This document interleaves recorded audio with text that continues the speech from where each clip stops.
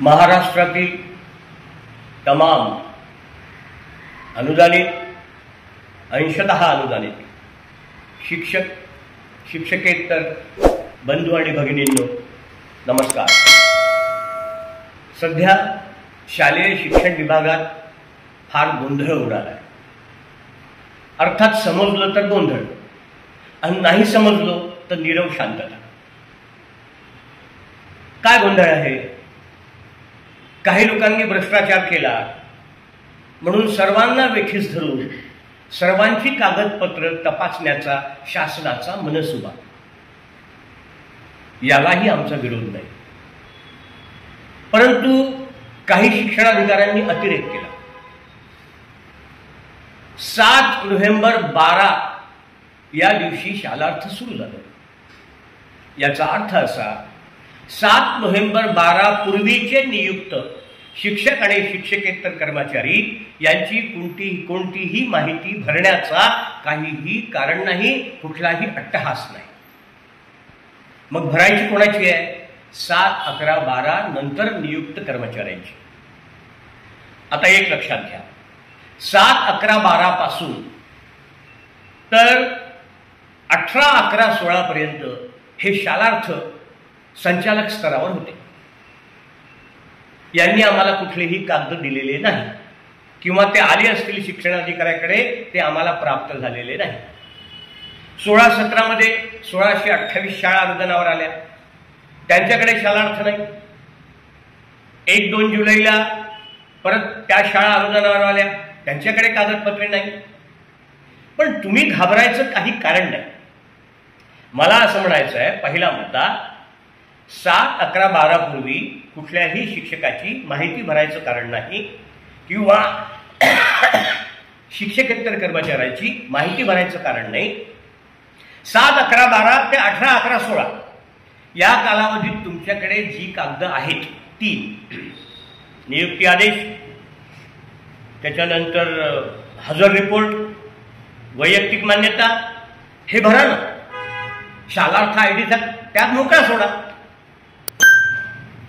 आता 18, 11, 16 नंतर 7, 7, 25 पर्यंत ही 4ही कागद असतील तर लावा, नसतील तर लावण्याचा अट्टहास करू नका. काय आहे पहा, आपण शासनाला सहकार्य केलं पाहिजे इथपर्यंत बरोबर आहे. पण जर एखाद्या वेळेस एखादा कागद मिळत नसेल तर उगाच रक्ताचं पाणी करू नका. आहे ते जोडा आणि ते अपलोड करा. मग काढेल ना शासन त्रुटी. अहो मला सांगा, एखाद्या पोराचं जन्ममृत्यू प्रमाणपत्राचा दाखला आपण काढला नाही, मग शाळेत गेल्यानंतर तो काढतो की नाही नव्याने, मग जोडतो की नाही त्यावेळेस. मग आपल्याकडे जर नसेल तर आज तो नाही म्हणून कुठलाही अट्टहास करू नका. जे आहे ते कागद नीट जोडा आणि हा सरकारचा एक कार्यक्रम पूर्ण करा. आता मला तर काय आश्चर्य वाटतं की सरकारी यंत्रणा, सरकारमध्ये काम करणारे अधिकारी कुठल्याच बाकी डिपार्टमेंटमध्ये एखादं काम करण्याकरता कालमर्यादा दिलेली असेल आणि त्या मर्यादित काम दिलं झालं नाही तर आम्ही तुमच्यावर प्रशासकीय कार्यवाही करू, आम्ही तुमच्यावर शिस्तभंगाची कार्यवाही करू, आम्ही तुम्हाला नोटीस बजावू, अशा प्रकारचा मेमो येतो. इथे हे आमच्या पगारावरच येतात दर महिन्याला. जसे काय आम्ही हरामाचा पगार घेतो, काम न घेता पगार घेतो, काम न करता पगार घेतो, अशी यांची भावना झाली आहे. आपल्याला शासनाला सहकार्य 100% करायचं आहे, परंतु मनस्ताप करून नाही. पे युनिट कुठल्याही परिस्थितीत तुमचं पेमेंट रोखू शकणार नाही. मराठवाड्यात जसं एक आंदोलन झालं तसं आम्ही करू, जागोजागी विदर्भात करू, माझ्या या 5 जिल्ह्यात करू. तुम्ही ते बिलं देखील पाठवा आणि माहिती देखील अपलोड करा. तुमचा पगार मी थांबू देणार नाही. जागोजागी पे युनिटला येऊन आंदोलन करायचं काम पडेल तर करेल, परंतु मनाला मनस्ताप लावून या गोष्टीचा उगाच बाबूलबुवा करून घेऊ नका. आता दुसरा मुद्दा, मला काल परवापासून प्रचंड फोन येत आहे. GRचं काय, वाढीव टप्प्याच्या GRचं काय. मी काल शेवटी फोन घेऊन कंटाळलो, त्रस्त झालो. मला फोन बंद ठेवावा लागतोय.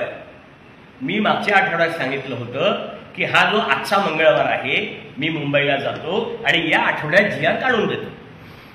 आता तुम्ही नैसर्गिक आपत्ती तर समजा, काल मुंबईला पाणी होतं, सुट्टी होती, आज मुंबईला पाणी आहे, सुट्टी आहे, समृद्धीवर पाणी भरलेलं आहे, मी अमरावतीहून निघू शकलेलो नाही. आता हे 3 दिवस तर मोकळे द्या. मी तुम्हाला सांगतो GR मध्ये कुठलीही अडचण नाही आहे. जर वित्त आपल्याला तर खूपच जास्त माहिती असते वित्त विभागाने काय लिहिलं, आता पुढे काय होणार. म्हणजे व्हॉट्सअपवरची चर्चा पाहून कधी कधी मला माझं हसू यायला लागतं की आपण मूर्ख आहोत. सर थोडा धीर धरा, मला मुंबईला जाऊ द्या, एक 2-4 दिवस इकडे तिकडे होतील, पण तुमचा वाढीव टप्पा अनुदानाचा आदेश मी 100% आणेल. आता तुम्ही म्हणाल मग ऑगस्ट पेड सप्टेंबरचं काय झालं? ऑगस्टची बिल द्यायची डेट आता 18 तारीख आहे, बरोबर आहे. आता पे डेटला GR आला नाही तर पे डेट त्यांचं नियमित काम करणार आहे, ते करून राहिले. जेव्हा केव्हा GR निघेल, म्हणजे आताच लवकर निघेल, जेव्हा केव्हा निघेल, मी तुम्हाला हेही सांगितलंय की नक्की काढतो तुमचे ऑगस्ट पेड सप्टेंबरचे फरकाचे देयक. जर अशी परिस्थिती आली तर तेही जातील, पण तुम्हाला ऑगस्ट पेड सप्टेंबर पगार मिळेल. सर काय होतं, एकाच माणसाशी एक वेळा त्याच्या एका प्रश्नाचं उत्तर जसंच्या तसं देता येतं, पण 100, 200, 300, 500 लोकांना देणं ते अत्यंत कठीण जातं. हे तुम्ही तुमच्यावर विचार करा की एक प्रश्न एका विद्यार्थ्याने विचारल्यानंतर जर वर्गातले 60ही विद्यार्थी तो प्रश्न विचारत असतील वेगवेगळ्या शाळेच्या कानाकोपऱ्यात जाऊन, तर तुम्हाला कंटाळा येणार नाही का? तुम्ही माझी परिस्थिती समजावून घ्या, मीही तुमची परिस्थिती समजावून घेतो. मी तुमच्या जागी असतो तर कदाचित असाच वागलो असतो. मीही त्या वाढीव टप्प्याच्या अनुदानाच्या GRची वाट तुमच्यासारखीच किंबहुना तुमच्या जास्तपेक्षा जास्त चातकासारखी पाहिली असती. परंतु माझीही परिस्थिती समजावून घ्या. मी तुम्हाला एवढाच शब्द देतो की तुमचा वाढीव टप्पा अनुदानाचा GR 100% मिळेल, निघेल आणि तो मी 100% आणेल. तुमचाच एवढेच. तुम्ही फक्त पाठीवर हात ठेवून लढ म्हणा, मी लढतोय. धन्यवाद.